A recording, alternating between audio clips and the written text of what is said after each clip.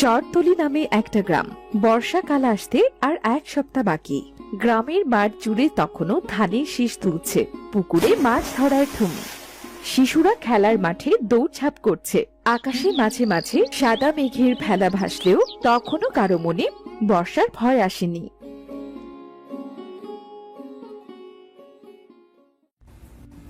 দাদু, আমাদের গ্রামের নাম চরতলি কেন? কেন রে দাদু, তোর বুঝি চরতলি নামটা পছন্দ না?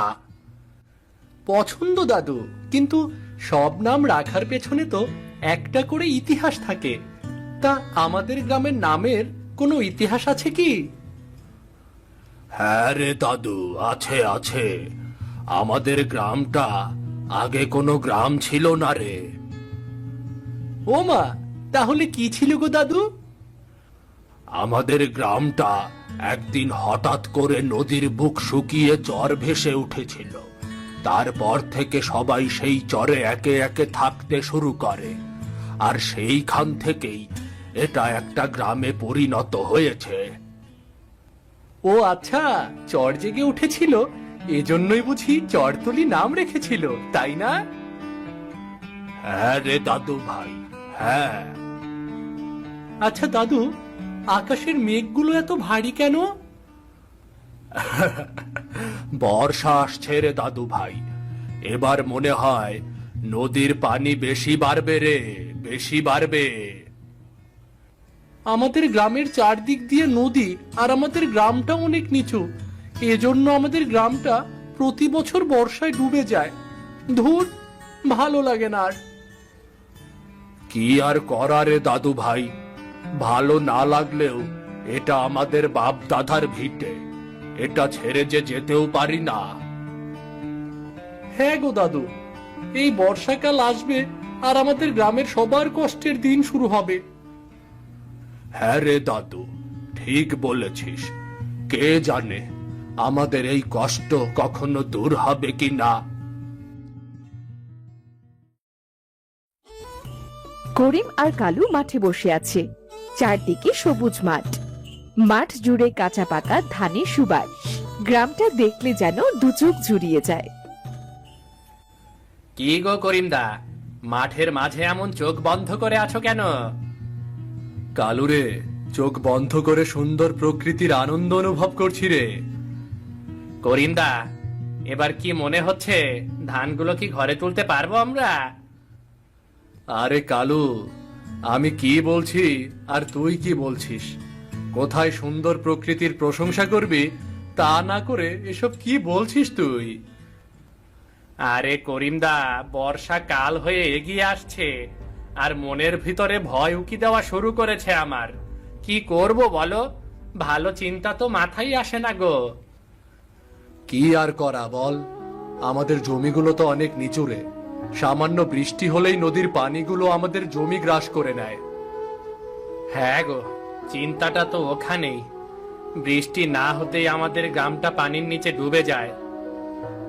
আমাদের হাতে তো কিচ্ছু নেই রে, কপালে যা লেখা আছে তাই হবে। হ্যাঁ গো, ঠিক বলেছ। আচ্ছা থাকো তাহলে, আমি বাড়ির দিকে গেলাম। আরে দাঁড়া, আমিও যাব। চল দুজন একসাথে যাই। আচ্ছা চলো, দুজনে দুটো সুখ দুঃখের কথা বলতে বলতে চলে যাই, চলো।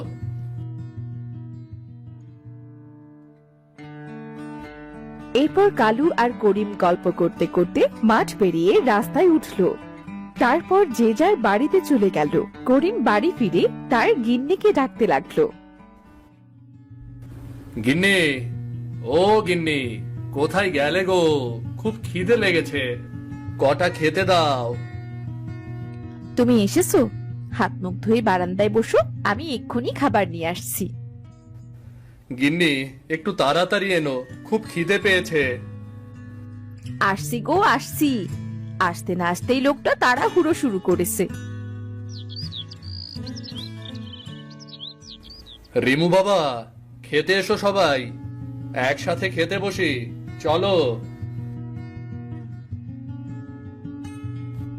এই তো খাবার নিয়ে চলে এসেছি।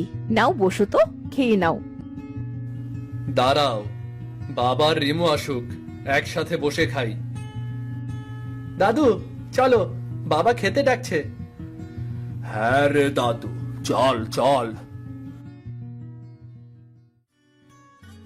কি রে করিম, সেই ভোরে বাড়ি থেকে বের হয়েছিস আর এখন আসলি? এত সময় কোথায় ছিলি? বাবা আগে বসো, তারপর বলছি। রিমু বস বাবা। হাবু আর রিমু পার্টিতে বসলো। রিনা সবার প্লেটে খাবার তুলে দিল। নাও, সবাই তাড়াতাড়ি খেয়ে নাও। খাওয়া শেষ হলে কাজে হাত দিতে হবে, বাইরে অনেক কাজ পড়ে আছে। কি কাজ গো বৌমা? সারাদিন এত কি কাজ করো? একটু বিশ্রাম নিলে তো নিতে পারো, তাই না? বাবা, উঠোনে কিছু শুকনো খড়ি আছে, ওগুলো একটু উঁচু মাচা করে তুলে রাখবো। বর্ষা তো এলো বলে, কবে যে বাড়িঘর পানিতে তলিয়ে যায় কে জানে। হ্যাঁ গো গিন্নি, ওটাই তো ভয়। এবার মাঠে ধান খুব ভালো হয়েছে, কে জানে ঘরে ওঠাতে পারবো কিনা। আকাশের ভাব তো তেমন ভালো হচ্ছে না। আকাশে মেঘ ভেসে বেড়াচ্ছে, কখন যে কি হয় কে জানে। নাও বৌমা, তুমিও আমাদের সাথে কটা খেয়ে নাও। হ্যাঁ বাবা, বর্ষার নাম মনের ভেতরে আসলেই অজানা একটা ভয় ঢুকে যায় গো বাবা। নাও, তোমরা গল্প করে খেয়ে নাও, আমাকে ছেড়ে দাও। তারপর তোমাদের যত মন চায় তত গল্প করো।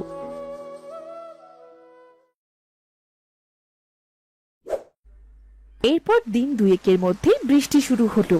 গ্রামে টুপটাপ বৃষ্টি, তারপর গোটা আকাশ কালো হয়ে এলো। নদীর পানি ফুলতে শুরু করলো, মাঠে ঘাটে পানি জমে গেল। মানুষ ভাবলো হয়তো দুদিনের মধ্যেই পানি কমে যাবে, কিন্তু পানি কমেনি, বরং টানা বৃষ্টিতে পানি বাড়তেই লাগলো। কদিনের মধ্যেই বাড়ির উঠোন রাস্তাঘাট সব ডুবে গেল। মানুষ তখন তাড়াহুড়ো করে বাড়ির জিনিসপত্র উঁচু জায়গায় তুলে রাখলো।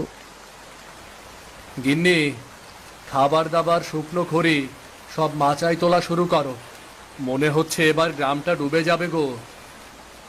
কি রে করিম, ধানগুলো কি কাটার মতো হলো নাকি রে? যে বৃষ্টি শুরু হলো তাতে তো মনে হয় ধানগুলো সব ডুবে যাবে রে। না বাবা, ধানগুলো তো এখনো কাটার সময় হয়নি। আর কেটে এনেও বা কি করব? চারদিকে পানি, আর রাস্তাঘাট উঠান বাড়িতে সব জায়গায় পানি। সব পানির নিচে ডুবতে শুরু করেছে। এবার যদি বাঁধটা ভেঙে যায় তাহলে মনে হয় ঘর বাড়িগুলো একেবারেই ডুবে যাবে। বাবা, এসব কি বলছেন? অন্যবার তো তাও মাচা টাচা বানিয়ে ঘরের মধ্যে থাকা যায়, কিন্তু নদীর বাঁধ ভেঙে গেলে এইবার আমাদের কি হবে? জানি না গো বৌমা, দেখা যাক। যদি বৃষ্টি তাড়াতাড়ি থেমে যায় তাহলে তো আমরা রক্ষা পাবো গো, রক্ষা পাবো। মা, আমার তো খুব ভয় করছে। দেখো আকাশ কেমন করে গর্জন করছে। আমাদের কি হবে মা? আমাদের কি হবে? কাঁদিস না খোকা, দেখিস সৃষ্টিকর্তা একটা রাস্তা ঠিক বের করে দেবেন। দাদু, চল আমার সাথে, ঘরে চল। বাইরে থাকলে তোর ভয় করবে। হ্যাঁ রিমু, যা, তোর দাদুর সাথে ঘরে যা। আমাদের কপালে যা আছে তাই হবে। এইভাবে একটানা কদিন ধরে বৃষ্টি হওয়াতে রাস্তাঘাট উঠোন পেরিয়ে পানি ঘরের মধ্যে ঢুকে পড়লো। মানুষ ঘরের জিনিসপত্র সব ঘরের উঁচু মাচায় রাখলো। ঘরের চালের কাছাকাছি মাচা করলো থাকার জন্য, কিন্তু তবুও যেন পানি বাধা মানছে না, পানি বেড়েই চলেছে। গিন্নি, এবার তো মনে হচ্ছে আমাদের ঘর ছাড়তেই হবে। পানি আর কমবে না, যতদিন যাবে পানি বাড়তেই থাকবে গো। ওগো, এবার আমাদের কি হবে? ফসলগুলো তো সব নষ্ট হয়ে গেল। এইবার যদি ঘর বাড়িগুলো পানির নিচে চলে যায় তাহলে কি হবে? তাহলে আমরা কোথায় থাকবো বাবা? সবকিছু তো পানিতে ডুবে যাচ্ছে। আমরা এখন কোথায় যাব বাবা? বিপদ যে দিয়েছে, দেখিস তিনি একটা পথ বের করে দেবেন। হ্যাঁ রে দাদু, ভয় পাস না। সৃষ্টিকর্তা মানুষের মাথায় বুদ্ধি দিয়েছেন। মানুষ সেই বুদ্ধি কাজে লাগিয়ে ঠিকই কোনো না কোনো পথ বের করে নেয়। খোকা, আমার মাথায় একটা বুদ্ধি এসেছে। কি বুদ্ধি বাবা? শোন শোন খোকা, এবার তো পানি অনেক উঁচু পর্যন্ত উঠতে পারে। তাহলে আমরা যদি গাছের ওপর ঘর বানিয়ে থাকি, তাহলে তো পানিতে ডুববে না, তাই না? হ্যাঁ বাবা, বুদ্ধিটা তো ভালো। চলো তাহলে কাল থেকে গাছে ঘর বানানো শুরু করি। হোগো, তাহলে বাসার শক্ত পলিথিন গুলো উঁচু মাচার উপর রাখো, দুটো ঘর বানানো যায় এমন করে দেখো। কেন গিন্নি, দুটো ঘর দিয়ে কি করবে? কেন, চারজন তো আর এক ঘরে থাকা যাবে না, আর গাছের ওপরেও তো বড় বড় ঘর বানাতে পারবে না। হ্যাঁ রে, বেশি বড় ঘর বানালে ভেঙে পড়ার ভয় থাকবে। শক্ত গাছ দেখে ছোট ছোট মাচার মতো ঘর করতে হবে। আচ্ছা বাবা, ঠিক আছে, তাই করব। আমি গিয়ে সবাইকে গাছে ঘর বানানোর কথা বলে আসি, যাই। হ্যাঁ রে বাবা, যা। সবার যদি একটু এবার উপকার হয়, যা যা যা।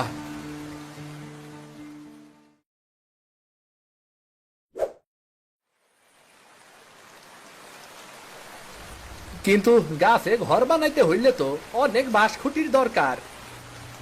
এখনো তো কিচ্ছু ডোবেনি। ঝাড় থেকে বাঁশ কেটে এনে মাচা করতে হবে রতনদা। তাছাড়া যে আর কোনো উপায় নেই। বাঁচতে হলে কষ্ট যে করতেই হবে। সব মিলাইয়া আমাগর গ্রামে 3টা নৌকা আছে। সবাই মিলে জড়বদ্ধ হইয়া কাজে নামতে হইব। কেউ বাঁশ কাটবো, কেউ নৌকাই করে বাইয়া নিয়ে আইব, কেউ আবার ঘরের চালে হাত দিব। কি কও? ঠিক কইছ রতনদা, ঠিক কইছ। না হইলে বউ বাচ্চা নিয়ে 2-1 দিনের ভেতরে পানির নিচে ডুইবা মরতে হইব গো।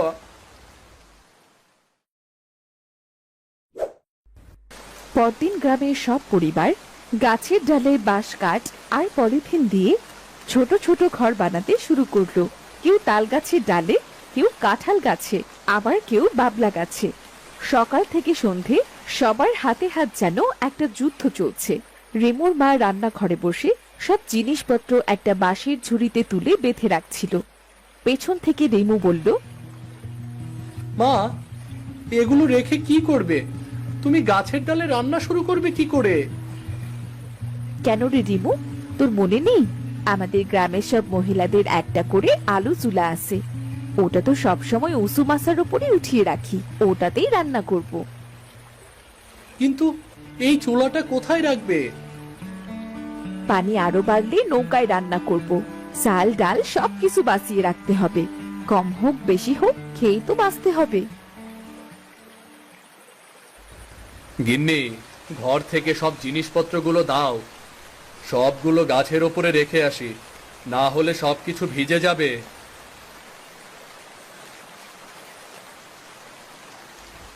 ওগো, এই নাও চাল ডাল তেল, তরি তরকারি আর প্রয়োজনীয় খাবার জিনিসগুলো সব রেখে এসো। আমি বাকিগুলো সব নিয়ে আসছি। হ্যাঁ গিন্নি, তাড়াতাড়ি নিয়ে এসো, না হলে তো সবকিছু পানির নিচে চলে যাবে। রিমু, তুই আর তোর দাদু এই কাপড় চোপড় গুলো নিয়ে গাছের ঘরে চলে যা, আর যেন নিচে আসবি নে। মা, তুমি কোথায় যাচ্ছ মা? পানি বেড়ে গেছে, তুমি তো ডুবে যাবে মা, ডুবে যাবে। আরে না, এই নৌকার জিনিসগুলো নিয়ে তোরা উপরে যা, আমি নৌকা নিয়ে ঘরের ওপরের মাচা থেকে বাকি জিনিসগুলো নিয়ে আসি। না মা, না, আমিও তোমার সাথে যাব। হ্যাঁ খোকা, তুই যা, আমি এক্ষুনি চলে আসবো। তুই আমার সাথে গেলে নৌকায় জায়গা কম হয়ে যাবে, জিনিসপত্র তো সব ধরবে না। দাদু, তুই চল, তোর মা এক্ষুনি চলে আসবে রে। তুই চল, চল তুই। আচ্ছা মা, তাড়াতাড়ি আসবে কিন্তু।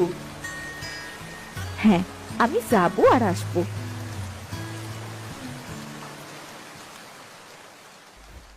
এরপর শুকনো জিনিসপত্র নিয়ে করিমরা সবাই গাছের ঘরে উঠে পড়লো। গাছের ঘর থেকে নিচে তাকালে পানি ছাড়া চোখে কিচ্ছু পড়ে না। পানির কারণে স্কুলও বন্ধ হয়ে গেছে। রিমন আর সব গ্রামের বাচ্চারা তখন গাছের ডালে বসে বই পড়তো। সব ছেলেমেয়েরা তাদের গাছের ঘরে পাখির মতো কিচিরমিচির করত। এটা হচ্ছে বর্ষার জীবন। কি দুর্বিষহ জীবন রে। ফসল তো গেলই গেল, গরুগুলো বাঁচানো যাবে কিনা সন্দেহ। হ্যাঁ বাবা, সবার গরু ছাগলগুলোকে তো ওই উঁচু জায়গায় বেঁধে রেখে এসেছি, কে জানে কি হবে। হোগো, এই সর্বনাশা পানি প্রতিবার আমাদের জীবন থেকে সবকিছু কেড়ে নেয়। এইভাবে কি আর জীবন চলে নাকি? সবাই শোনো শোনো সবাই, কাল রাতে ভেউলা নদীর বাঁধ ভেঙে গেছে। সবাই গাছেই থাকো, রাতে পানির স্রোত আরো বাড়বে। সবাই গাছেই থাকো সবাই। খোকারে, এবার মনে হচ্ছে জিনিসপত্রের সাথে আমাদেরও পানির সাথে ভেসে যেতে হবে রে খোকা। বাবা, আপনি অমন করে ভেঙে পড়লে তো রিমো আরো ভয় পেয়ে যাবে। হ্যাঁ বাবা, যতদিন পারি এভাবেই থাকবো, দেখা যাক কি হয়। এভাবে সবাই কি খেয়ে বাঁচবে? না আছে পরিমাণ মতো খাবার, না আছে খাবার পানি। এভাবে ময়লা পানি কিভাবে খাবো আমরা? রোগে শোকে মরতে হবে যে আমাদের। বাবা, আমি তো পানি সুন্দর করে সেকে পরিষ্কার করে তবেই খেতে দিই। হ্যাঁ গো বৌমা, তা তো দাও, কিন্তু আমরা যে জীবন পার করছি এটা কি কোনো জীবন হলো নাকি? পানির মধ্যে বন্দি আমরা, পাখির মতো গাছে ঘর বেঁধে থাকতে হচ্ছে আমাদের। কি আর করা? যাও বাবা, তুমি রিমুর কাছে যাও।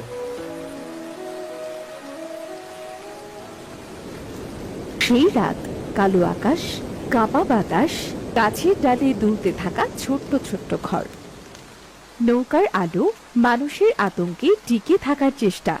দিনে দিনে খাবারের অভাব দেখা দিচ্ছে। নৌকায় করে কেউ কেউ খাল থেকে কচুরি শাক তুলে আনছে, কেউ মাছ ধরে শুকিয়ে রাখছে। দিন যেতে লাগলো, পানি কমার কোনো নাম নেই। তবে গ্রামের মানুষ হাল ছাড়লো না। কেউ কারো খাবার ভাগ করে খাচ্ছে, কেউ অসুস্থ হলে নৌকা নিয়ে ডাক্তারের কাছে যাচ্ছে। করিমদা, এই নাও কটা শাক এনেছি, এগুলো তোমরা রান্না করে খেও। কালু, এই মাছগুলো নিয়ে যা। ও মা, তুমি এতগুলো মাছ কোথায় পেলে গো? ওই তো নৌকায় করে সামনে থেকে ধরেছি রে। দাও গো করিমদা, দাও।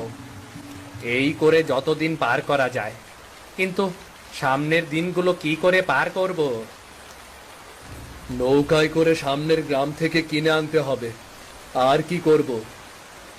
টাকা কোথায় পাবো বলো তো? যা ছিল তো সব শেষ হয়ে গেছে। পানি বাড়ার জন্য আজ কতদিন ধরে ঘরে বসা, কোনো কাজ নেই, কিচ্ছু নেই। কি করে বউ ছেলে মেয়েদের মুখে খাবার তুলে দেব বলো তো? হ্যাঁ রে কালু, ঠিকই তো বলেছিস, কিন্তু কি আর করবি বল? পানি না নামলে তো আমাদের কিচ্ছু করার নেই। আচ্ছা করিমদা, থাকো তাহলে। বাড়িতে খাবার নেই, ছেলেটা খিদের জ্বালায় কান্নাকাটি করছে। থাকো। আচ্ছা যা তাহলে, আমিও মাছ আর শাক নিয়ে আসি, না হলে বাবার রিমু না খেয়ে থাকবে। হ্যাঁ গো করিমদা, এই বর্ষায় সব মানুষের ঘরের একই কাহিনী। কষ্ট করে থাকা ছাড়া আর কোনো উপায় নেই গো, আর কোনো উপায় নেই। কালুর গাছের ঘর থেকে জোরে জোরে কান্নার আওয়াজ শোনা যাচ্ছে। কালুর বউ কড়া মেজাজে বকাবকি করছে। আরে রাজু, এবার কান্নাটা একটু থামাতো, না হলে কান্না করতে করতে তুই তো অসুস্থ হয়ে যাবি। না মা, তুমি যতক্ষণ আমাকে খেতে না দেবে আমি কিন্তু চুপ করে থাকবো না মা, একদমই না। কেন, কাঁদলে কি তোর পেট ভরে যাবে নাকি? কাঁদবো না তো কি করব? খিদেই তো আমার পেটটা চোচো করছে। আর কতক্ষণ না খেয়ে থাকবো বলো? আর একটু কষ্ট কর খোকা, তোর বাবা দেখিস কিছু না কিছু ঠিক নিয়ে আসবে। হ্যাঁ, বাবা কচুরি শাক ছাড়া আর কি নিয়ে আসবে? সেই কবে থেকে তো সেই শাক খেয়েই যাচ্ছি। তাও তো কিছু খেতে পারছিস, এমন কত মানুষ আছে যারা কিচ্ছু খেতে পারছে না। না, আমি শাক খেতে পারবো না, পারবো না, পারবো না। শাক খাবি না? তাহলে না খেয়ে থাক। আর কি করবি? হাবু চাচার বুদ্ধি শুনে ভাগ্যিস তোর বাপ গাছের খড়টা বানিয়েছিল, না হলে বর্ষার পানিতে ভেসে যেতে হতো। তখন খাওয়া তো দূরের কথা, প্রাণ বাঁচানোই দায় হয়ে যেত। হ্যাঁ মা, বর্ষায় গাছে ঘর করে আমরা জানে বেঁচে গেছি, তা না হলে পানিতে ভিজে আমরা সবাই অসুস্থ হয়ে যেতাম। এই নাও গিন্নি, এগুলো রান্না করে তাড়াতাড়ি খোকাকে খেতে দাও। বাবা, আজও সেই শাক এনেছ? না রে খোকা, এই দেখ কটা মাছও এনেছি। হ্যাঁ, কি বাবা, মাছ এনেছো? কি মজা, কি মজা, কি মজা, আজকে মাছ খাবো। কতদিন ধরে শুধু খাওয়ার কষ্টই করতে হচ্ছে, আজ মাছ খাবো। নাও তোমরা বসো, আমি নৌকায় গিয়ে মাছ কুটে ধুয়ে নিয়ে আসি। তাড়াতাড়ি খেতে দেবে কিন্তু মা, খিদে আমার পেটটা একদম চোচো করছে গো। আচ্ছা দেব, এবার একটু ঠান্ডা হয়ে বস। গিন্নি, এই শাক আর মাছ রান্না করো তো, বাবার রিমুকে খেতে দাও। ওরা খিদে সহ্য করতে পারে না, একদমই খিদে সহ্য করতে পারে না। শাক মাছ কোথায় পেলে? শাক কালো দিয়েছে, আর মাছ আমি ধরেছি। এই বর্ষায় সবার কত কষ্ট হচ্ছে, ঠিক মতো খেতে পাচ্ছে না, শুতে পাচ্ছে না, কত সমস্যা। হ্যাঁ গো গিন্নি, কি আর করা, পানি না নামলে তো করার কিচ্ছু নেই। হ্যাঁ বসো, আমি রান্নাটা সেরে তোমাদের খেতে দিচ্ছি।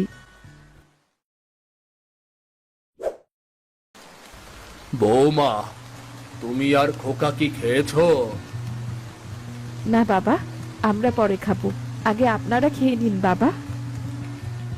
বৌমা, যেটুকু খাবার আছে সবাই মিলে অল্প অল্প করে মুখে দাও। আমরা পেট ভরে খাবো আর তোমরা না খেয়ে থাকবে, এটা তো হয় না, এটা কিছুতেই হয় না। হ্যাঁ মা, সবাই মিলে অল্প খাবার খেলেও তাতে মজা আছে। দেখবে বৌমা, এই দুর্যোগ পার হয়ে যাবে, তাড়াতাড়ি পানি নেমে যাবে, কষ্টের পরেই স্বস্তি মেলে।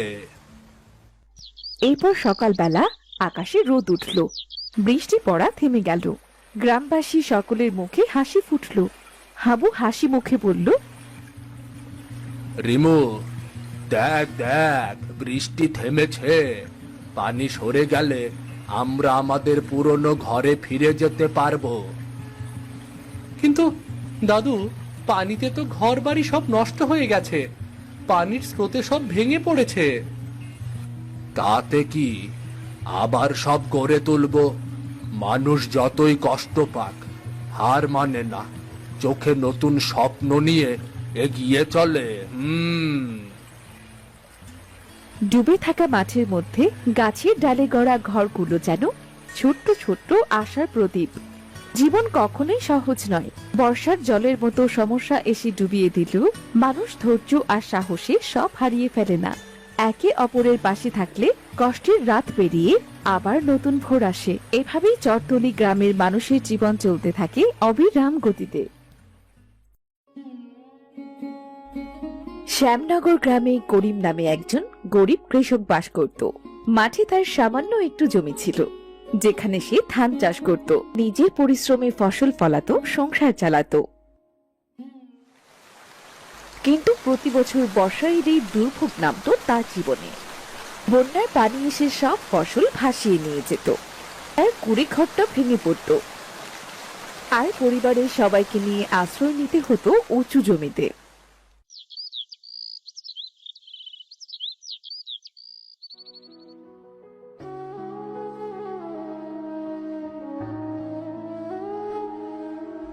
কি গো, অমন মন খারাপ করে আসুছে, কি হয়েছে তোমার?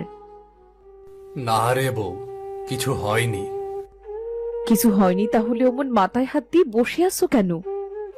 চিন্তা করছি গো গিন্নি, চিন্তা করছি আমি। কি এমন চিন্তা করছো?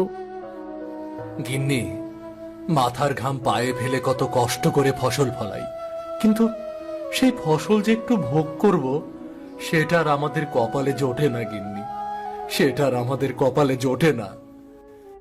কি করে জুটবে বলো তো? প্রতি বছর সর্বনাশা বন্যায় আমাদের সবকিছু ভাসিয়ে নিয়ে যায়। হ্যাঁ গো, সারা বছর কষ্ট করে যা সঞ্চয় করি সবকিছুই তো পানিতে ভেসে যায় গিন্নি। কি করবে বলো? এটা তো আর আমাদের হাতে না। পানি ঠেকানোর সাধ্য তো আর আমাদের হাতে নেই। হ্যাঁ গো গিন্নি, সেটা আমাদের হাতে নেই ঠিকই, কিন্তু কি করে পানির হাত থেকে বাঁচা যায় সেটাই তো চিন্তা করছি গো গিন্নি। শোনো, কোনো উপায়ও তো নেই। কপালে যেটা আছে সেটাই হবে। অকারণে চিন্তা না করে কাজে কামে যাও। আমি আমার হাতের কাজগুলো সেরে ফেলি। দেখো গিন্নি, অকারণে না, একদিন ঠিকই রাস্তা বের হবে। বের করব আমি। আমি ঠিকই একটা রাস্তা বের করব, বলে দিলাম। এভাবেই দিন কাটতে লাগলো। দেখতে দেখতে বর্ষাকালও এগিয়ে আসতে লাগলো।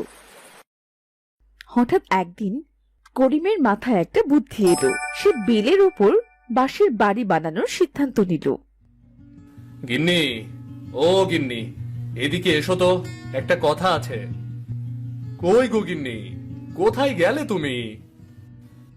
আমি থালা বাসনগুলো মাজছি গো, তুমি বসো, এক্ষুনি আসছি। তাড়াতাড়ি এসো, চমৎকার একটা বুদ্ধি মাথায় এসেছে গো, চমৎকার বুদ্ধি।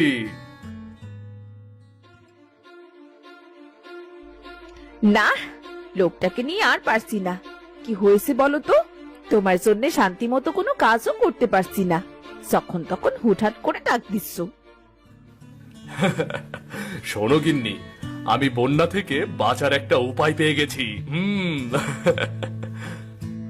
হোমা, তাই নাকি? কি উপায় গো? কি বুদ্ধি আটলে?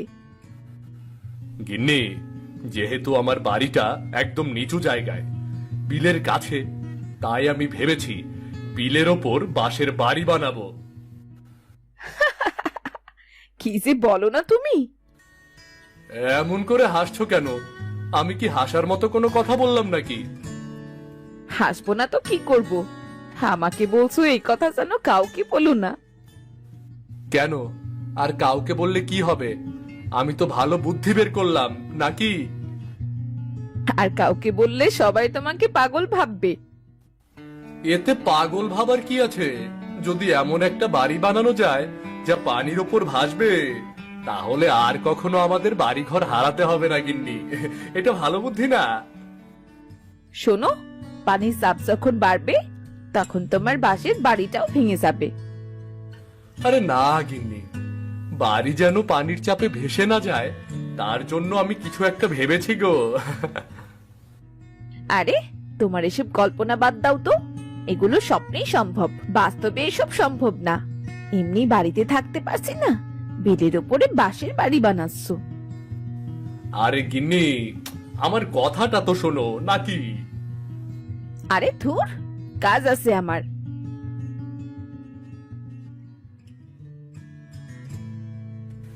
না, যে যাই বলুক না কেন, আমি তো এই বিলের ওপর বাঁশের বাড়ি বানাবোই বানাবো।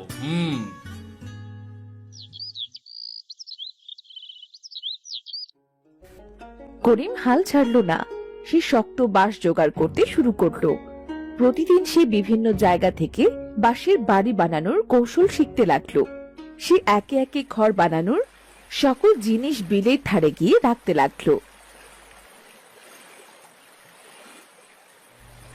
কিরে করিম, তুই এই বিলের সামনে এত বাঁশ জোগাড় করেছিস কেন রে? দিনুদা, আমার অনেক দিনের ইচ্ছে, এই বিলের ওপর বাঁশের বাড়ি বানাবো আমি। বিলের ওপর বাঁশের বাড়ি বানাবি মানে? বিলটা কি তোর বাপের নাকি রে? এখানে কোনো বাড়ি টাড়ি বানানো যাবে না। শোনো দিনুদা, বিলটা যেমন আমার বাপের না, তেমনি তোমারও বাপের না, তাই তোমার কোনো বারণ আমি শুনতে বাধ্য নই, বুঝলে তুমি? শোন, রাগ না করে মন দিয়ে শোন। এতগুলো বাঁশ এভাবে নষ্ট না করে বাড়ি গিয়ে সুন্দর করে একটা ঘর বানা। বৃষ্টি হলে পানি বেড়ে এগুলো তো বিলের স্রোতে ভেসে যাবে রে। ভাসবে কি থাকবে সেটা আমি বুঝবো, ওটা নিয়ে তোমার কোনো চিন্তাই করতে হবে না। বাবা রে বাবা, এখন তো দেখছি ভালো কথার কোনো দামই নেই। যা, তোর যেটা ভালো লাগে তুই সেটা কর, যা যা যা যা।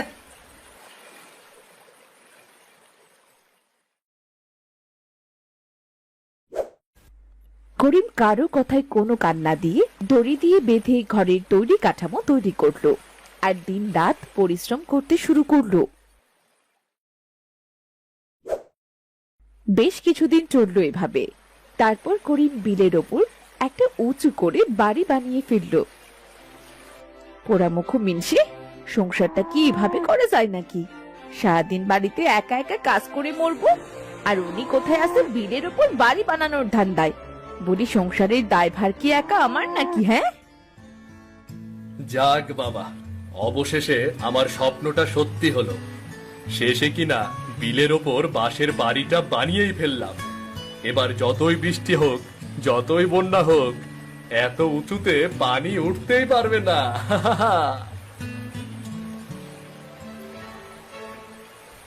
কি গো, কি হলো? শুনছো আমার কথা? সে কখন থেকে ডাকছি, লোকটার আমার দিকে কোনো খেয়াল নেই। ও গিন্নি, তুমি এখনই বৃষ্টি নামবে এমন অবস্থায় তুমি এখানে কি করতে এসেছো? বলি, তোমার ব্যাপার স্যাপার কি বলো তো? বাড়ি ঘরে কি ফিরবে না নাকি? না ফিরলেও ক্ষতি কি? এই যে দেখো গিন্নি, আমি আমাদের বিলের ওপর বাঁশের বাড়ি বানিয়ে ফেলেছি গো, বাঁশের বাড়ি। হোমা, তাই তো, কত সুন্দর বাড়ি! এটা তো আমি খেয়াল করিনি। তুমি যে এত সুন্দর বাড়ি বানাতে পারো এটা তো আগে জানতাম না। বাড়িটা দেখতে কত সুন্দর হয়েছে গো। কি গো গিন্নি, তুমি তো সব সময় মানা করতে, দেখলে দেখলে তো বিলের ওপর বাঁশের বাড়ি কত সুন্দর লাগছে। হ্যাঁ গো, দেখতে সুন্দর লাগছে, এখন টিকলেই হলো। টিকবে গো, টিকবে। আজ থেকে আমরা আমাদের সবকিছু নিয়ে এই বাড়িতেই থাকবো। ওগো, আমরা আবার ডুবে যাব না তো? কি যে বলো না, পানি যেন আমাদের কোনো সর্বনাশ না করতে পারে, তার জন্যই তো বিলের ওপর বাঁশের বাড়িটা বানালাম গো। এবার যতই পানি উঠুক না কেন, আমাদের ঘরে আর পানি উঠতে পারবে না, পারবে না। তাই যেন হয় গো, তাই যেন হয়।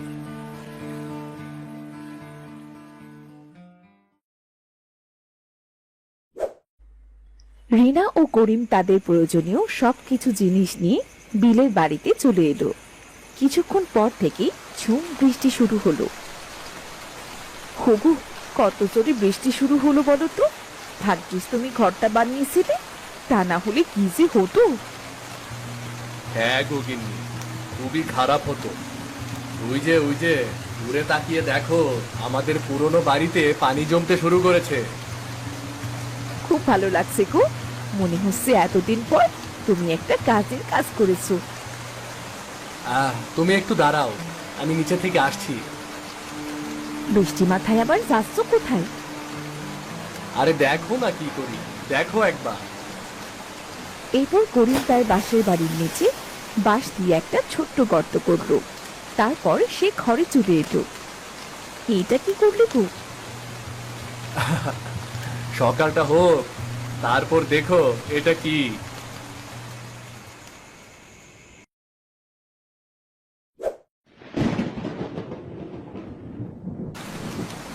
পরের দিন শুরু হলো তুমুল বৃষ্টি। বিলের আশপাশের বাড়িঘর সব পানির নিচে চলে যেতে লাগলো। মানুষজন সব হতাশ হয়ে পড়তে লাগলো। তারা কি করবে কিছু বুঝতে পারছিল না। হগু, হগু, দেখো না, বিলের পাড়ের বাড়িঘরগুলো দেখা যাচ্ছে না, সবই মনে হচ্ছে পানির নিচে চলে গেছে। আরে, না জানি সবার কত কষ্টটাই না হচ্ছে। ঘর বাড়ির জিনিসপত্র সব পানিতে ভেসে যাচ্ছে, মানুষগুলোর কত কষ্ট হচ্ছে। হ্যাঁ গো, সেই কষ্টের কথা তো আমরা জানি, সারা জীবন তো আমরাও কষ্ট করেছি। গিন্নি, সবাই মনে হয় সেই উঁচু টিলাটাই ঠাঁই নিয়েছে গো। ভাগ্যিস তুমি বিলের ওপর বাড়িটা করেছিলে, না হলে আজ আমাদেরও এমন কষ্টই হতো। তাহলে আজ মানলে তুমি আমার চিন্তাধারা অযথা ছিল না? হ্যাঁ গো হ্যাঁ, তোমার মাথায় অনেক বুদ্ধি আছে, তুমি আমার সেরা বুদ্ধিমান বর্গ। গিন্নি, তোমার সেই মাটির চুলাটা এনেছিলে? হ্যাঁ এনেছিলাম তো, চুলাটা না আনলে রান্না করবো কি করে? হ্যাঁ গো, চলো গিন্নি ভেতরে যাই। এই বৃষ্টি মনে হচ্ছে থামবে না। না জানি বিলের পাশের বাড়ির লোকগুলোর কি অবস্থা, খুব চিন্তা হচ্ছে আমার।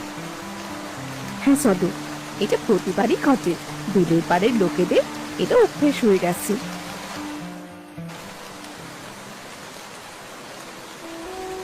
আরে রে রে, এই তুমুল বৃষ্টিতেও বিলের মাঝে একটা ভাসমান বাড়ি দেখা যাচ্ছে মনে হচ্ছে। কি বলছো রামুদা? বিলের পাড়ের কোনো তো বাড়ি দেখা যাচ্ছে না। তুমি বিলের মাঝে কেমন করে বাড়ি দেখতে পারছো গো? হ্যাঁ বলো তো। আরে মতি, তুই ভালো করে দেখ, ওই দেখ, দূরে বিলের ভেতরে উঁচুতে একটা ঘর, ওই যে দেখ। আরে তাই তো রামুদা, একটা আস্ত বাড়ি। বাড়িটা তো পানিতে দিব্যি দাঁড়িয়ে আছে গো। এই বাড়িটা তো আগে কখনো দেখিনি। রামুদা, মনে পড়েছে, এটা তো করিমের বাড়ি। করিমের বাড়ি মানে? আমাদের সবার বাড়ি পানির নিচে, তাহলে করিমের বাড়ি কেমন করে ভেসে উঠলো? রামুদা, একদিন করিম বলেছিল বিলের ওপর বাঁশের বাড়ি বানাবে, যাতে বন্যায় তার বাড়ি আর না ডোবে। আমার মনে হয় বন্যার আগে সে বাড়িটা বানিয়ে ফেলেছে গো। বাবা, আমাদের করিমের মাথায় এত বুদ্ধি, আগে তো জানতাম না। হ্যাঁ গো রামুদা, করিমের বিলের ওপর বাঁশের বাড়ি বানানোর কথা শুনে খুব উপহাস করেছিলাম আমি, কিন্তু এটা যে আসলে এতটা উপকারী সেটা তো আগে বুঝতে পারিনি আমি। রামুদা, এবার তো মনে হচ্ছে এই বৃষ্টিতে আমাদের সবকিছুর সাথে জীবনটাও চলে যাবে গো। কি হবে? কেন রে মতি, কি হয়েছে? দেখো রামুদা, পানি তো আস্তে আস্তে উঁচু টিলায়ও ছুঁই ছুঁই করছে। এবার কি হবে গো? এবার যে পরিমাণে বৃষ্টি হচ্ছে তাতে তো হবেই, কিন্তু এবার কি করব? এবার কি সবার প্রাণটাও যাবে নাকি? না না না না, সবাই চলো, নৌকায় চড়ে করিমের বাড়িতে ঠাঁই নেই। ওর বাড়িটা তো মনে হচ্ছে পানিতে ডুববে না। হ্যাঁ রামুদা, তুমি ঠিকই বলেছ, তাই চলো, প্রাণ যাবার আগে বউ বাচ্চা নিয়ে করিমের বাড়িতে আশ্রয় নেই। চলো চলো। এরপর তারা সবাই তাদের নৌকায় উঠে করিমদের বাঁশের বাড়ির দিকে রওনা দিল। করিম, ও করিম, একটু বাইরে আয়। করিম, ও করিম, করিম, তোর বাঁশের বাড়িতে আমাদের একটু ঠাঁই দে না রে ভাই, না হলে তো আমরা সবাই পানিতে ডুবে মারা যাবো রে। ওগো, বাইরে থেকে মনে হচ্ছে কেউ তোমার নাম ধরে ডাকছে। হ্যাঁ, আমারও তো তাই মনে হলো। চলো বাইরে গিয়ে দেখি।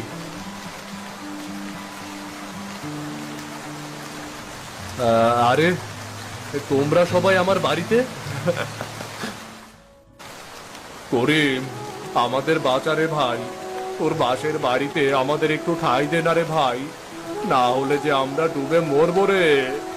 আমাদের বাড়ি ঘর সব ডুবে গেছে রে ভাই, আমাদের বাড়ি ঘর সব ডুবে গেছে। করিন্দা, বন্যার সময় আমরা যে উঁচু টিলাতে ঠাঁই নিতাম, এটাও ডুবতে বসেছে। করিম, তোর এই বাঁশের বাড়ি নিয়ে আমি ঠাট্টা করেছিলাম, আর আজ এটাই আমাদের ঠাঁই নেওয়ার একমাত্র জায়গা রে। আরে ওসব কথা বাদ দাও তো, তোমরা আগে সবাই উপরে উঠে এসো। বৃষ্টিতে ভিজে তো একেবারে চুপসে গেছো সবাই। আসো আসো, ওপরে আসো। হ্যাঁ, বৃষ্টি জোরে আসছে, বাচ্চারা আর ভাবিরা তাড়াতাড়ি উঠে আসুন।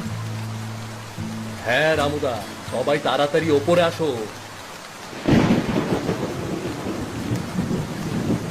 ওগো, তোমরা পুরুষ মানুষ, তোমরা বারান্দায় থাকো, আমি বাচ্চাদের আর ভাবিদের নিয়ে ঘরে যাচ্ছি। আচ্ছা গিন্নি, ঠিক আছে। বাচ্চারা ভিজে গেছে গিন্নি, শুকনা কাপড় দিয়ে ওদের গাটা মুছিয়ে দাও। পরপর 2 রাত 2 দিন বৃষ্টি হলো, চারদিক পানিতে ডুবে গেল। শুধু করিমের বাঁশের বাড়িটা পানির ওপর ভেসে থাকলো। করিম, ভাগ্যিস সেদিন আমার কথায় কান না দিয়ে তুই তোর বাঁশের বাড়িটা বানিয়েছিলি, না হলে তো আমাদের দুর্ভোগের কোনো শেষই থাকতো না রে। হ্যাঁ রে করিম, দেখ এমন একটানা বৃষ্টি তো আগে কখনো দেখিনি রে। চারদিকে পানি ছাড়া তো কিছুই দেখা যাচ্ছে না। করিমদা, তোমার বাড়িতে ঠাঁই না পেলে আমাদের যে কি হতো কে জানে। থাক থাক, আর কিছু বলতে হবে না। আমরা সবাই একসাথে থাকি, বিপদে আপদে একে অপরের পাশে দাঁড়াবো, এটাই তো কথা, তাই না?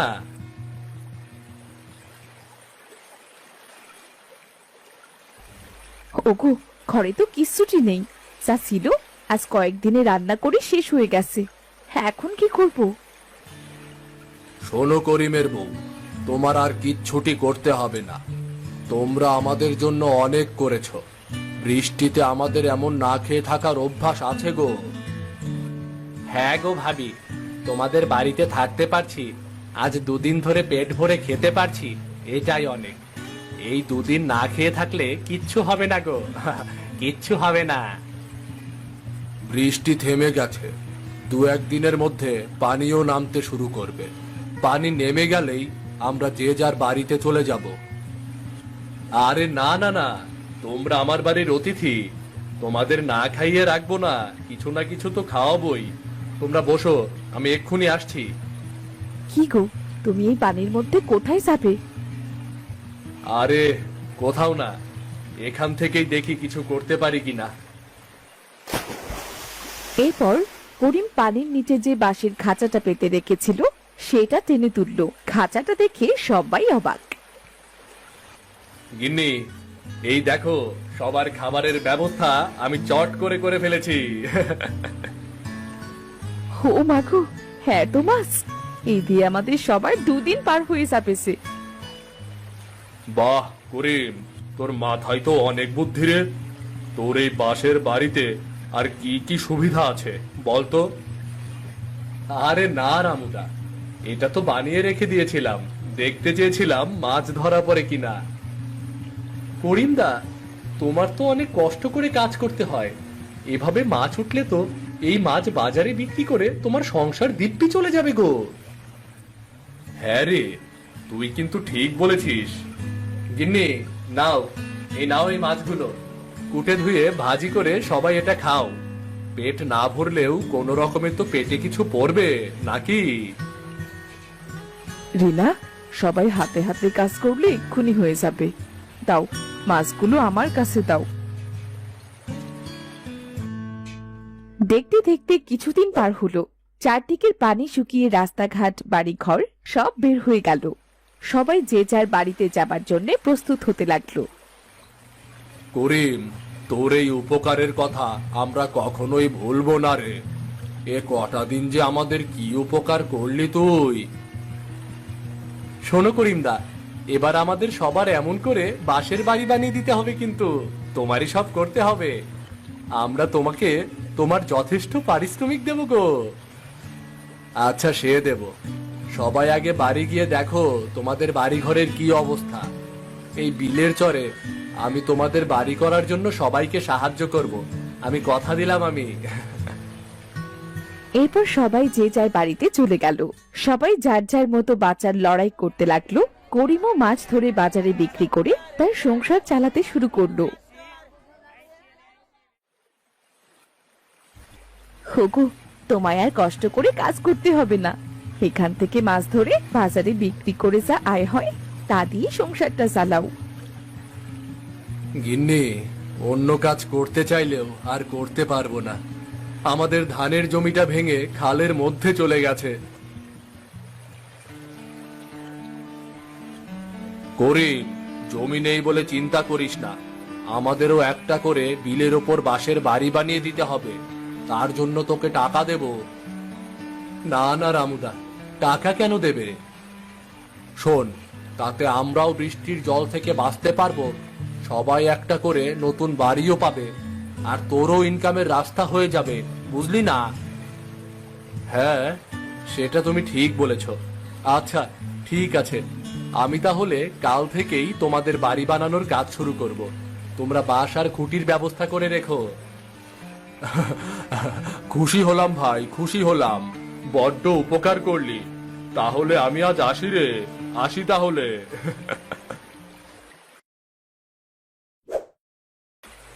এরপর করিম আস্তে আস্তে সবাইকে বিলের ওপর বাঁশের বাড়ি বানিয়ে দিল। দেখতে দেখতে বিলটা যেন বাঁশের বাড়িতে ভরে উঠল। সবাই নির্ভয়ে সুখে শান্তিতে বসবাস করতে লাগলো। বৈশাখীর শুরুর দিকে গ্রামের আকাশটা হঠাৎ মেঘে ঢেকে যেতে থাকলো। বাতাসও ধীরে ধীরে বাড়ছিল। দুপুরের পর থেকেই গ্রামের বাচ্চারা সব মাঠে ঘুড়ি উড়াচ্ছিল। খেলা আর হই হুল্লোড় চড়ছিল জোরে। বাতাস পেয়ে ঘুড়িও যেন ভন ভন আওয়াজ করে মনের আনন্দে উঠছিল। এই রাজু, দেখ, আকাশ কালো হয়ে আসছে। আকাশ দেখে তো মনে হচ্ছে এক্ষুনি ঝড় হবে। হ্যাঁ রে রবি, মনে হচ্ছে কাল বৈশাখী ঝড় শুরু হবে রে। ইস, কি সুন্দর করে ঘুড়িগুলো উড়ছিল। এখন ঘুড়িগুলো নামাতে হবে। চল রাজু, ঘুড়ি নামিয়ে নেই, না হলে ঝড় শুরু হলে আর ঘুড়িগুলো নামাতে পারবো না রে। হ্যাঁ রে রাজু, বাতাস বাড়ার সাথে সাথে ঘুড়ির সুতোয় টান পড়বে আর ঘুড়ি কেটে কোথাও চলে যাবে, পরে খুঁজেই পাবো না রে। হ্যাঁ রে রাজু, ঠিকই বলেছিস। চল ঘুড়ি নামিয়ে নিই, না হলে ঘুড়িটা হারাতে হবে। রাজু আর রবি তাদের ঘুড়ি নামাতে শুরু করলো। তাদের ঘুড়ি নামানো দেখে শিবু তাদের কাছে এলো। কি রে, তোরা তোদের ঘুড়ি নামিয়ে ফেলছিস কেন? ঘুড়ি তো ডাক দিয়ে সুন্দর করে উঠছিল রে, কেন নামিয়ে ফেলছিস? দেখছিস না আকাশটা কেমন কালো মেঘে ছেয়ে যাচ্ছে? মনে হচ্ছে এখন ঝড় উঠবে রে। হ্যাঁ রে শিবু, তোর ঘুড়িটাও নামিয়ে নে, না হলে কেটে যাবে। তখন কিন্তু আবার নতুন ঘুড়ি বানাতে হবে। আরে না, ঝড় টর উঠবে না। আমি এখন ঘুড়িটা নামাবো না, আমি আরো উড়াবো। এরপর রবি আর রাজু ঘুড়ি নামিয়ে নিল। আস্তে আস্তে বাতাস বাড়তে থাকলো। সবাই চারদিকে তাকালো। রাজু, রবি, এদিকে এসে আমার ঘুড়িটা নামিয়ে দে না রে। এই আয় এদিকে। বাতাসের তীব্রতার সাথে আমি আর পারছি না রে, এদিকে আয়। আরে শিবু, তোকে আগেই বললাম ঘুড়িটা নামিয়ে নে, তো কথা শুনলি না আমাদের? আমি তো বুঝতে পারিনি রে, হঠাৎ করে বাতাসের বেগ এতটা বেড়ে যাবে। আরে যা শিবু, তোর ঘুড়িটা কেটে গেছে। দেখ কোথায় উড়ে যাচ্ছে, ওই দেখ। তোকে আগেই বলেছিলাম বাতাস বাড়লে ঘুড়ি কেটে যাবে, আগে ভাগেই ঘুড়িটা নামিয়ে নিতি। ইস, তোদের কথা যদি শুনতাম তাহলে তখনই ঘুড়িটা নামিয়ে ফেলতাম। তাহলে আমার ঘুড়িটা আর কাটতো না রে। মনে হচ্ছে এক্ষুনি বৃষ্টি শুরু হবে রে। এই রাজু, চল কালু চাচার আম বাগানে যাই। নিশ্চয়ই আজ ঝড়ের সাথে অনেক আমও পড়বে। সবাই মিলে একসাথে আম কুড়াবো, ভীষণ মজা হবে রে। কিন্তু কালো চাচা খুবই কিপটে, আমাদের কি আম কুড়াতে দেবে? এত বড় আমের বাগান, তারপরেও মন থেকে একটা আমও সরে না তার। হ্যাঁ রে, আর ওই কালু কিপটাটা সারাদিন আম বাগানের মধ্যে বসে বসে বাগান পাহারা দেয়। চল না গিয়ে দেখি। ঝড় আসবে দেখে বাড়িও তো চলে যেতে পারে, তাই না? না থাকলে আজ অনেক আম কুড়াতে পারবো রে। হ্যাঁ, তা অবশ্য ঠিক। ঠিক আছে, চল সবাই গিয়ে তো দেখি, যদি থাকে যে যার বাড়িতে চলে যাব, বুঝলি? কথাগুলো বলতে বলতেই রাজুরা সবাই কালুর আম বাগানের দিকে রওনা দিল। কিরে ডিমি, অমন আস্তে আস্তে কাজ করছিস কেন? একটু দ্রুত হাত চালা। আমার হাত দুটো তো অনেক ছোট মা, এত ছোট হাত দিয়ে আর কত জোরে কাজ করবো বলো তো? সে না হয় বুঝলাম, কিন্তু তোর মুখটাও তো অনেক ছোট। তাহলে ছোট মুখে অত পাকা পাকা কথা বলিস কি করে শুনি? তুমি যে কি বলো না মা, কথা তো মুখ দিয়ে বলতে হয়, কথা বলতে তো আর কষ্টও হয় না। আর আর গায়ে বলও লাগে না। পাকা মেয়ে একটা, মুখ না চালিয়ে হাত চালা, কাজে দেবে। রিমি, তাড়াতাড়ি গমগুলো পরিষ্কার কর, না হলে বৃষ্টির পানিতে ভিজে যাবে যে। শুনেছিস মেঘ কেমন করে গর্জন করছে? হ্যাঁ মা, আর গল্প করলে হবে না, চলতে চলতে হাত চালাতে হবে, না হলে ঘরে এগুলো তুলতে পারবো না, সব পানিতে ভিজে যাবে মা। হ্যাঁ রে মা, জলদি হাত চালা, কে জানে তোর বাবা কোথায় বসে আছে। মা, বাবা মনে হয় মাঠে ধান দেখতে গেছে। তুমি নাও মা, গমের বস্তাগুলো ঘরে রেখে এসো। আমি অত বড় বস্তা তো ঘরে তুলতে পারবো না মা। তোকে তুলতে হবে না, তুই গমগুলো বস্তায় ভরে দে, আমি ঘরে রেখে আসছি। রিমি ছোট্ট হাতে গমগুলো গোছালো আর রমা বস্তাগুলো ঘরে তুলল। আকাশে বিদ্যুতের ঝলকানি দেখা দিতেই তারা গম নিয়ে তাড়াতাড়ি ঘরের ভেতর ঢুকে পড়ল। এইদিকে রিমির বাবা রামু মাঠে ধান খেতে কাজ করছিলেন। বাতাসি ছাপটায় ধানের কাণ্ডগুলো দুলছিল। আরে রবি, আজ তো কালু চাচা নেই, মনে হয় বাড়ি চলে গেছে। চল চল, আমরা আজ মন ভরে আম কুড়াই, চল চল। দেখ দেখ, কত বড় বড় আম পড়ে আছে রে। আজ আমগুলো কুড়িয়ে নিয়ে মাকে কাঁচা আমের আচার দিতে বলবো রে।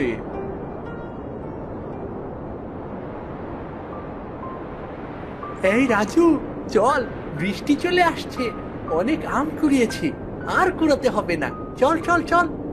হ্যাঁ চল, বৃষ্টির বড় বড় ফোঁটা পড়া শুরু করেছে রে, চল চল।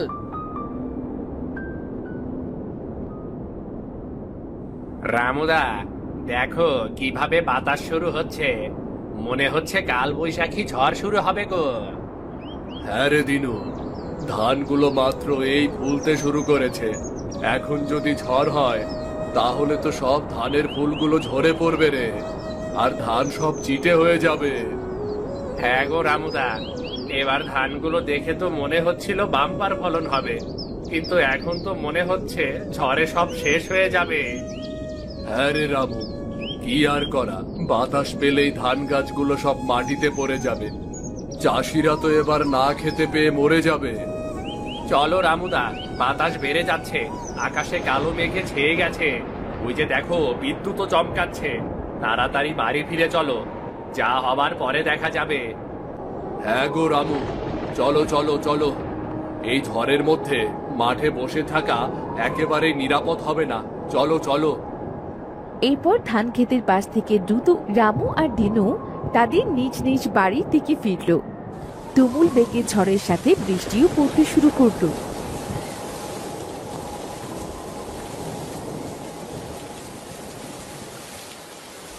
গিন্নি, ও গিন্নি। ওগো, তুমি এসেছো? আমি কত চিন্তায় ছিলাম জানো, চিন্তায় একেবারে কাঠ হয়ে গেছি। এতে এত ভয় পাবার কি আছে, আমি তো আর ছোট মানুষ নই। হোমা, ভয় পাবো না? আকাশে কেমন বিদ্যুৎ চমকাচ্ছে দেখো, ঝড় বৃষ্টি হচ্ছে, আর এমন সময় তুমি বাইরে, তাই ভয় করবে না? হ্যাঁ গো, বুঝেছি বুঝেছি। তা গমগুলো সব ঘরে তুলেছ তো? গমের গায়ে বৃষ্টির পানি লাগেনি তো আবার? হ্যাঁ, আমি আর রিমি সব পরিষ্কার করে ঘরে তুলেছি, কিন্তু ঘরে তুলে কি হবে বলো, ঘরের যে অবস্থা, প্রায় সব জায়গায় চাল থেকে পানি পড়ে। হ্যাঁ গো গিন্নি, তুমি তো ঠিকই বলেছ, কি করব বলো, এতে কষ্ট করেও দুবেলা দুমুঠো ভাত ভালোভাবে খেতে পারি না, সেখানে আর চাল সারাই করব কিভাবে? বাবা, বাবা তুমি এসেছো? জানো বাবা, আমার না খুব ভয় করছে। কেন রে মা, তোর ভয় করছে কেন? দেখো না বাবা, বাইরে কেমন জোরে জোরে ঝড় হচ্ছে, যদি আমাদের এই ঘরটা ভেঙে পড়ে তাহলে আমাদের কি হবে বলো তো? হ্যাঁ রে মা, ঠিকই বলেছিস, ঘরটার যে অবস্থা, ভেবেছিলাম এবার ধান বিক্রি করে ঘরটা ঠিক করব, কিন্তু এই ঝড়ের পর ধান থাকবে কিনা কে জানে। রিমি মা আমার, তুই আমার কাছে এসে বস, অত ভয় পেতে হবে না, আমি আর তোর বাবা তো তোর সাথেই আছি। দেখো না মা, বাইরে কি জোরে ঝড় হচ্ছে, ঝড়ে যদি ঘর উড়িয়ে নিয়ে যায় তাহলে তো তোমরাও কিচ্ছু করতে পারবে না।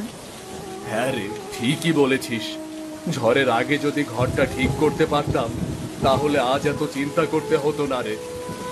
থাক, অত মন খারাপ করো না। তুমি কি করবে বলো তো? তুমি তো আর ইচ্ছে করে ঘর না ঠিক করে রাখুনি, টাকা নেই তাই ঘরটা সারাতে পারছো না। থাক বাবা, অত চিন্তা করো না। আমি আর ভয় পাবো না বাবা।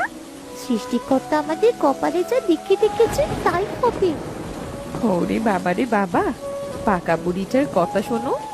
যাক, মেয়েটা আমার সান্ত্বনা দেওয়া শিখে গেছে। এরপর ঝড় ততক্ষণে তীব্র হয়ে উঠেছে। গাছের ডালপালা ভেঙে পড়েছে, ধানের শীষ মাটিতে লুটিয়ে পড়েছে, উঠোনে বৃষ্টির পানি ঢুকেছে। বাবা দেখো, বাইরে কেমন গাছের ডালপালাগুলো ভেঙে পড়ছে। গাছের আমগুলো সব আছাড় খেয়ে মাটিতে পড়ছে বাবা। না জানি মাঠের ধানগুলোর কি অবস্থা। ধানগুলো তো মনে হচ্ছে সব মাটিতে নুয়ে পড়েছে। বাবা, এত জোরে কিসের শব্দ হলো গো?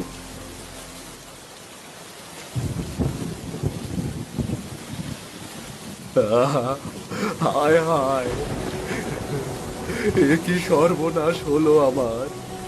এ কি সর্বনাশ হলো আমাদের!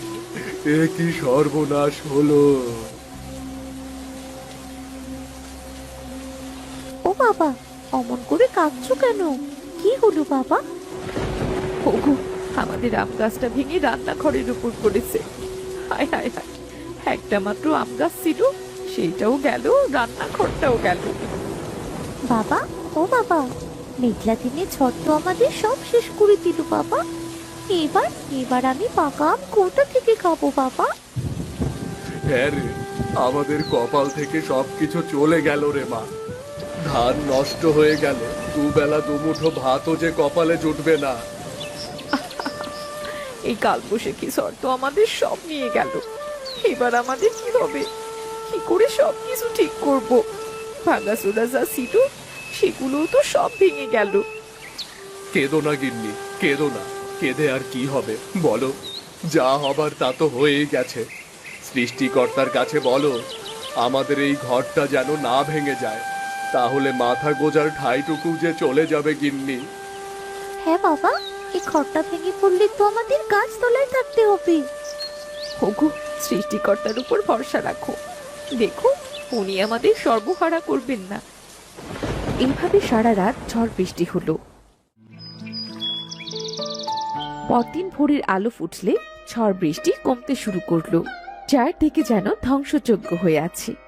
গাছপালা ভেঙে পড়েছে, কোনো কোনো গাছ গোড়া থেকে উপড়ে আছে। মাঠের ধানগুলো তো পানির নিচে হাবুডুবু খাচ্ছে। গিন্নি, ঝড় বৃষ্টি থেমে গেছে, আমি মাঠের দিকে যাচ্ছি। তোমরা পারলে উঠানটা পরিষ্কার করতে থাকো। ওগো, সাবধানে যেও, চারদিকে পানি জমে গেছে, দেখে শুনে যেও কেমন। হ্যাঁ, তা তো যাবো। ওগো, কোদালটা নিয়ে যাও, জমির আল কেটে পানি বের করতে কাজে লাগবে। হ্যাঁ গিন্নি, দাও। তুমি মনে না করলে তো আমার আবার বাড়িতে আসতে হতো।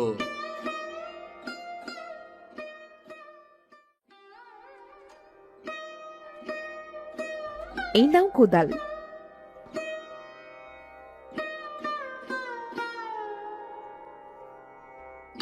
রামু কোদাল কাঁধে নিয়ে মাঠে এলো। মাঠে এসে সে তার জমি দেখে হাউমাউ করে কেঁদে উঠল। হায় হায় রে, এ আমার কি সর্বনাশ হলো! সারা জমির ধানগুলো পানির নিচে। এ কি সর্বনাশ হলো!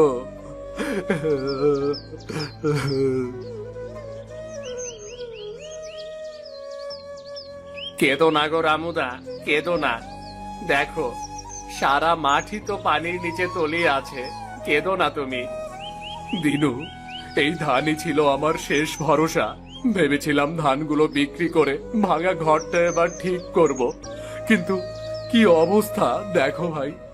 আমার সব সম্বল শেষ, সব কিছুই শেষ হয়ে গেছে আমার।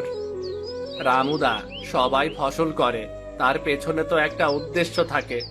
দেখো, সবার স্বপ্নই তো পানির নিচে চলে গেছে। দেখো না। হ্যাঁ রে দিনু, তাই তো দেখছি, কিন্তু কি করব বল? আমি তো নিজেকে সামলাতে পারছি না। শোনো দিনুদা, যা হবার হয়ে গেছে। এখন যেগুলো আছে সেগুলো কিভাবে বাঁচানো যায় সেই চেষ্টাই করতে হবে। হ্যাঁ রে দিনু, সারা বছরের ভাত ঘরে না তুলতে পারলে বউ মেয়েকে না খেয়ে যে মরতে হবে রে। হ্যাঁ রামুদা, চলো মাঠের পানি বের করার ব্যবস্থা করি। এরপর রামু মাঠের পানি বের করার জন্য জমির আল কাটতে শুরু করলো। ওদিকে রমা আর রিমি তাদের বাড়িঘর পরিষ্কার করতে লাগলো। মা, ও মা, এবার আমাদের পাকা আম খাওয়া হবে না, তাই না? কি করে খাবি বল, একটাই তো গাছ ছিল, সেটাও তো ঝড়ে ভেঙে পড়েছে। মা, এই ঝড় আমাদের থেকে সবকিছু কেড়ে নিল। অমন করে বলিস না মা, সৃষ্টিকর্তা যা করেন ভালোর জন্যই করেন। চল তাড়াতাড়ি ডালপালাগুলো কেটে পরিষ্কার করে নি, কাল থেকে তো সবাই না খাওয়া, কটা ভাত রান্না করতে হবে তো। হ্যাঁ মা, চলো, আমারও খুব খেতে পেয়েছে। এরপর রমা আর রিমি বাড়ির সব ভাঙাচোরা ডাল এক জায়গায় করতে লাগলো। মা, মা, এই দেখো মা, আমি কত আম কুটেছি। এই কাঁচা আমগুলো কি করব মা? কি আর করব, তেল থাকলে না হয় একটু আচার বানিয়ে দিতাম, তাও তো নেই। মা, আমরা গরিব বলে ইচ্ছে করলে কিছু খেতেও পারি না, তাই না? হ্যাঁ রে মা, গরিব হলে কত কিছু মেনে নিতে হয়, গরিব মানুষের কোনো ইচ্ছে থাকতে নেই। এরপর রামু মাঠ থেকে বাড়ি ফিরে এলো। কি গো, ধানের কি অবস্থা? আছে পানির নিচে, আর কি অবস্থা হবে? হগু, সব ধান কি নষ্ট হয়ে যাবে? জানি না গো, পানি যদি তাড়াতাড়ি নেমে যায় তাহলে হয়তো কিছু ধান পাওয়া যাবে, আর পানি যদি না নামে সব ধান পচে যাবে, কিছুই আনতে পারবো না। হায় সৃষ্টিকর্তা, রক্ষা করো আমাদের। এরপর দেখতে দেখতে কদিন পার হলো, ধীরে ধীরে মাঠের পানিও নেমে গেল, ধান গাছগুলো দৃশ্যমান হলো, যা আছে সেইগুলো কৃষকেরা বাড়ি নিতে ব্যস্ত। গিন্নি, চলো ধানগুলো কেটে কুটে ঘরে নিয়ে আসি, যা ধান পাওয়া যাবে তাতে তো কিছুদিন চলবে, তাই না? হ্যাঁ চলো গো। বাবা, আমিও তোমাদের সাথে যাব। না রে মা, মাঠে অনেক রোদ, মাঠে গিয়ে তোর কোনো কাজ নেই রে মা। না বাবা, আমি তোমাদের সঙ্গে যাব। মা, আমাকে নিয়ে যাও না। আচ্ছা চল।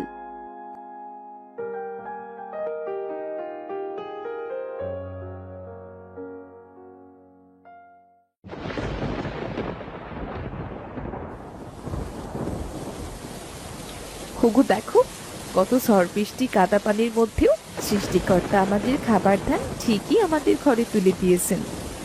হ্যাঁ গো গিন্নি, আমরা শুধু শুধু হাই হাই করি, কিন্তু সৃষ্টিকর্তা ঠিকই আমাদের চিন্তা করে রাখেন গো। হ্যাঁ গো, আবার জমিটা চাষের জন্য তৈরি করতে হবে। বাবা, ফসলের এত ক্ষতি হলো, তারপরও আবার তুমি ফসল লাগাবে বাবা?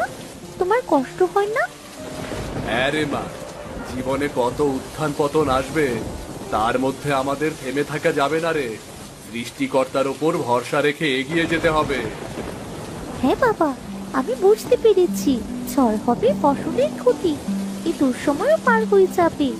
জীবনেও ঝড় আসে বাবা, কষ্ট আসে, কিন্তু বাবা মা প্রতিবেশী বন্ধুরা সবাই একসাথে থাকলে সবকিছু সহজ হয়। হ্যাঁ রে, পাকা বুড়ি, তুই তো সবই বুঝিস। শত কষ্টের পরেও কৃষকেরা সৃষ্টিকর্তার উপর ভরসা রেখে চোখে নতুন স্বপ্ন নিয়ে আবার নতুন করে ফসল বোনে। কখনো ঝড়, কখনো বৃষ্টি, কখনো রোদ খরা, এর মধ্যে দিয়ে কৃষকের জীবন পার হতে থাকে।